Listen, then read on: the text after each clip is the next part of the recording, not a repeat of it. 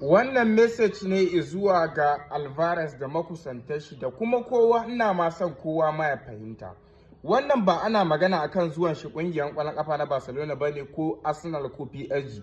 Wa'annan su ne 3 top clubs inda suke neman Alvarez ruwa a jallu. Alvarez kware da gaske kana jin daɗin zamanka a kungiyar kwallon kafa na Atlantico Madrid. Wannan fact ne saboda majority friends ɗinka 'yan Argentina suna wannan club ɗin na Atlantico Madrid. To amma a dawo kan me club ɗinka za ta iya yi. Alvarez best option ɗinka ko da ba za ka zo ƙungiyar ƙwallon ƙafa na Barcelona ba. Talent irin ka gaskiya kana da buƙatar ka bar ƙungiyar ƙwallon ƙafa na Atlantico Madrid.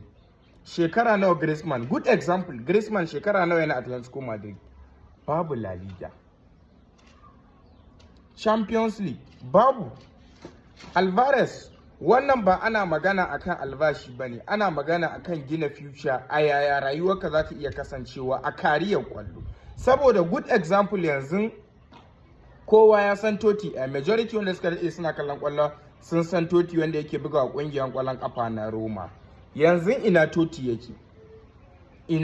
yake?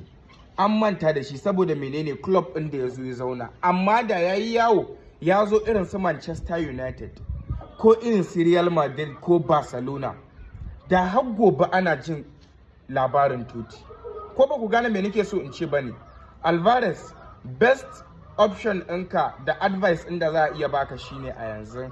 Kwarai da gaske Atlantico su nuna ma soyayya da kaza. Best option ɗinka shine ka bar club ɗin. An Barcelona kaga za ka iya joining, ka yi joining ƙungiyar ƙwallon ƙafa na Barcelona.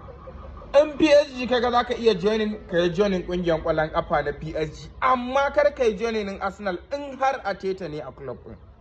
Saboda an gudu ba a tsira ba kenan. Saboda Atlantico su ne Arsenal ɗin La Liga.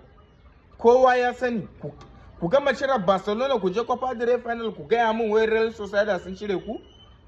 Wannan ba idea bane. Alvarez wannan shine best option ɗinka, ku saka mana ra'ayinku a comment section.